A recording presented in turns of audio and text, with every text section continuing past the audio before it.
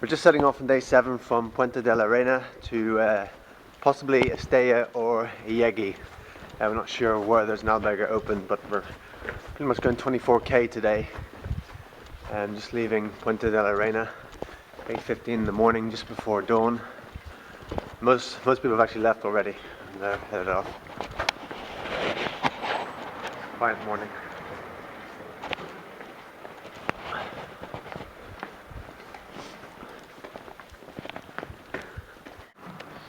Last night Indigo was teething, it turned out, and it took a while to get him to sleep. He was crying quite a bit, so then I ended up taking him out of the room and rocking with him for a while. But once I brought him in, he did go to sleep. What is it, about 10:15 he was asleep? Yep. So it's okay.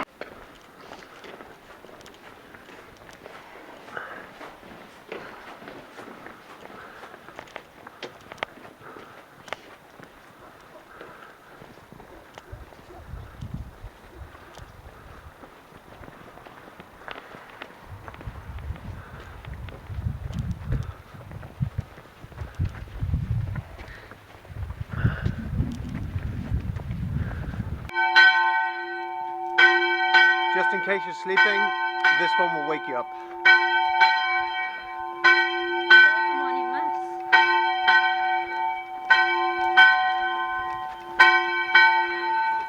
That was loud. So I'm finding it hard to keep up with Tori this morning. Might have given her a hard time this morning about getting ready in time, and she got really annoyed with me. Now she's marched off, and just with the way my feet are and the weight, I'm actually struggling to keep up with her. I'm a little bit handicapped right now, like the handicap a horse in a race. We put extra weight in the saddle. We kind of even things out a bit now with the way we're going, and maybe that's just the Camino doing it to us, huh? It's like what I got to remember is, and it's the teaching that keeps coming to me on this Camino, is I'm here to serve. That's my highest purpose, is to serve. And anytime I get annoyed, that's not me serving. You know, a true servant doesn't get annoyed at those that he is serving, or she is serving. So I'll do my best to not give Tori a hard time in the future. Don't get annoyed.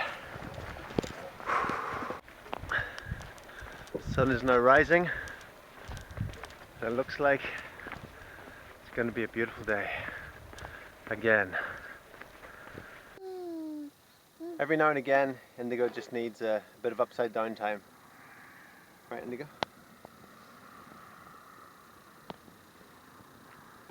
It's good, you should try it.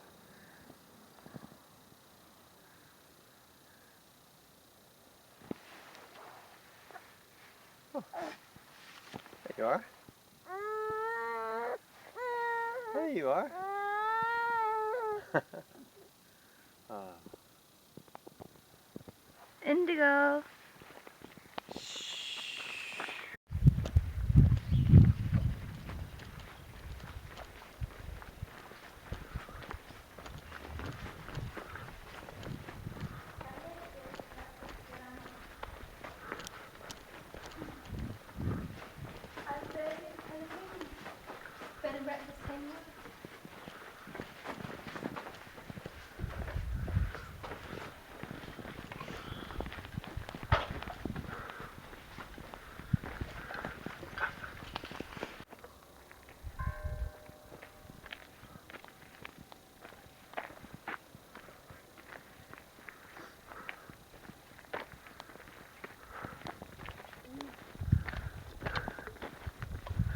Feeding on the move.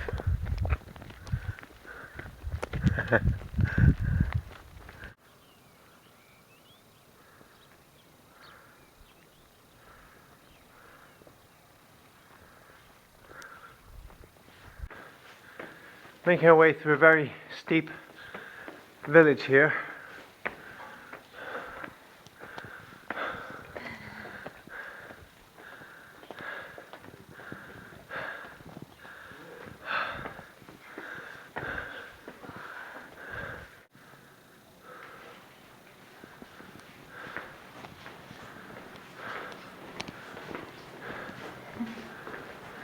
Santa in the window. Doesn't look like Santa, looks like a robber stealing all the Christmas presents. Oh. Cool. No, they actually have a different look for Santa in Spain.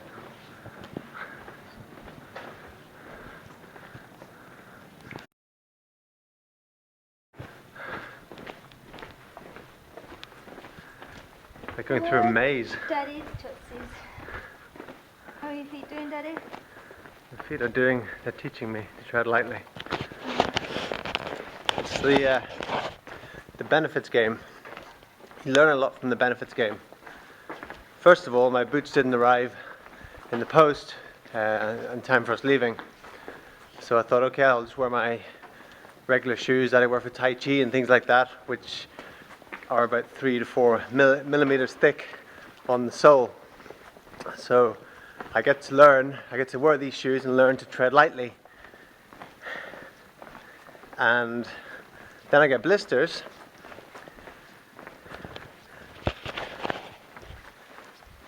And so then the blisters, like, okay, what's the benefit of the blisters?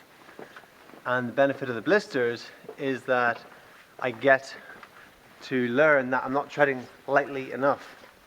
So the lesson gets more and more painful each time.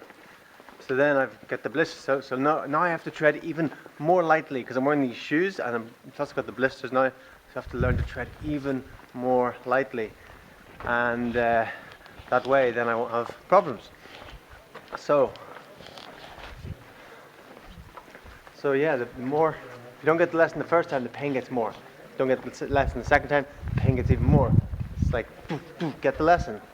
The teacher becomes more sterner each and every time we don't get the lesson the first time.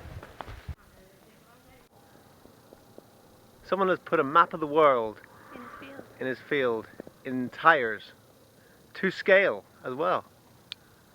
That's awesome. I wonder how he did that. Or what gave him the inclination to do it. I wonder what inspired him or motivated him to do that. Very interesting.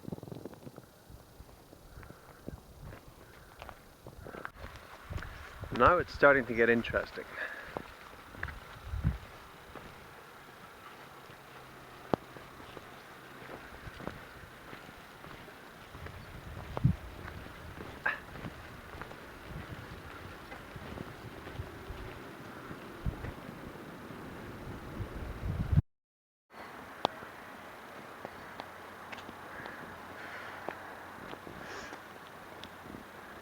These here are little olive trees that have just been planted.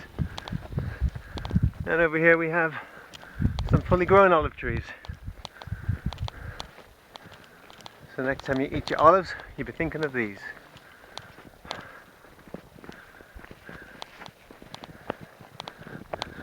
Anything to say, darling? Yes, I do.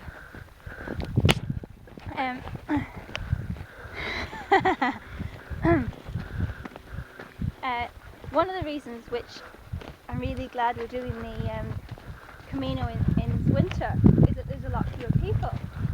And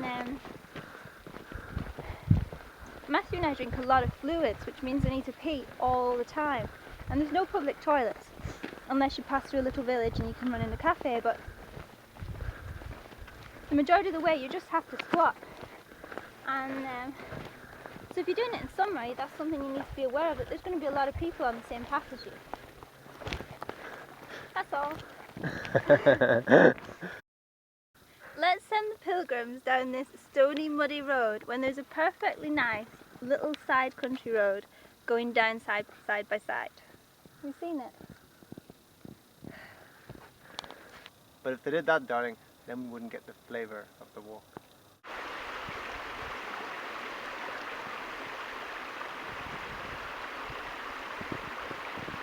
This is a remembrance of Arne Skov Schmidt from Denmark, who moved into the next life at this point on The 16th of May. 16th of May 2011.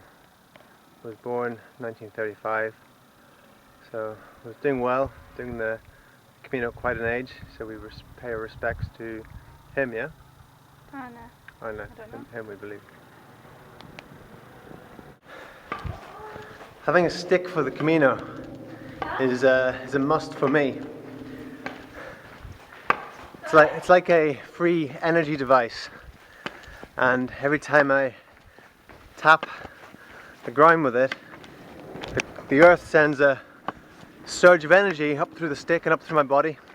Energy and information, wisdom. And for every time I tap the stick, I get 3 more steps of energy. And that's a good thing because I tap the stick every 2 times, so that means I get a bonus step every time I tap it. There's a reason why they show pictures of the pilgrims all the time carrying a stick. It's to tap the ground for the energy and the information. When we started off this morning, everything was frozen, ice cold. And now it's 1:30. It's like a summer's day. It's roasting. You could lie down and sunbathe in this. Something I don't think they really got across in the movie The Way was about how much of a, I don't know, epic challenge this is, and how arduous it actually is. And also maybe there's the deeper spiritual side of it as well. Didn't really show any of that, which it could have done. It could have got deeper. But anyway, I like the movie. But I don't think it really showed the way in a true light.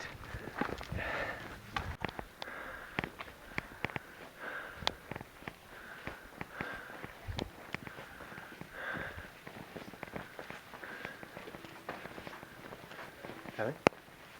Yeah? I thought you were going to be complaining for the video. Oh yeah. So we just reached a town and we're all out of liquids, and looking at this town it looks like there's not going to be anything open. Everybody's probably just on siesta.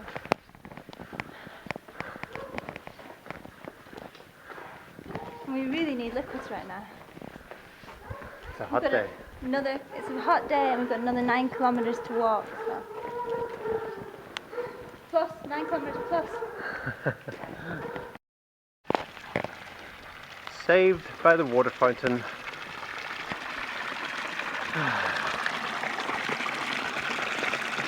Just had our lunch break in this little town called Lorca. Seems we have the whole town to ourselves. Doesn't seem to be a soul about. Really, really quiet. Filled up from water from the fountains. Got fully hydrated.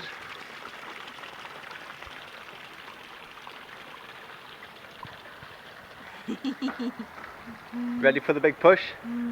Last 2 hours? Yeah? Big push for 2 hours and then we're there? Yeah? Ready and to go. Yay! Today has been quite meditative. It's now maybe coming up to 3 o'clock. We set off at 8:15 this morning. Take a stop roughly every 90 minutes for 10 minutes, give or take. The other days we did quite a bit of chanting while walking. Today's been more meditative. I've been observing the body, this body, which is supposedly mine, and observing the sensations and feelings, pain in the shoulders, pain in the feet, just the soreness in some of the muscles, but it's mainly the shoulders and the feet. And just observing that with curiosity and interest.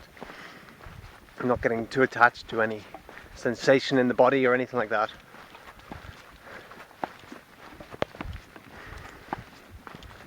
Because I'm watching where I'm walking, so if I step on any stones where the blisters are, then I tend to do a bit of an Irish dance. So I haven't really been taking in much of the view today either.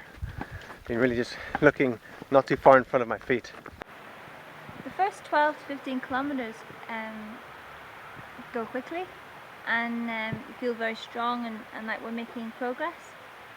And then the next 15 kilometers or the next 5 kilometers or 10 seem to take forever. and both of our feet are hurting now. Indigo's about ready, aren't you, darling? Yes, Mummy, I'm about ready.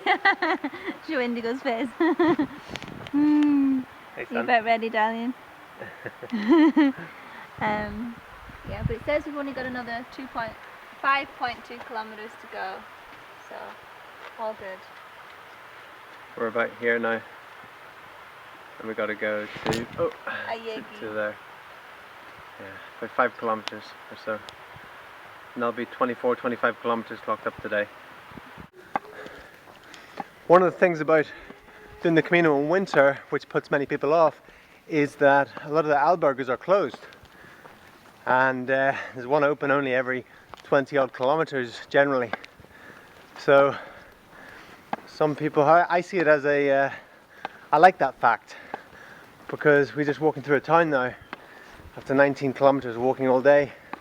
It'd be very easy, there's so an albergue and said, it could be so easy if that was open, just to go, okay, we've done enough today and stay there. But knowing that there isn't one open for, at least 24k, we've got to keep going.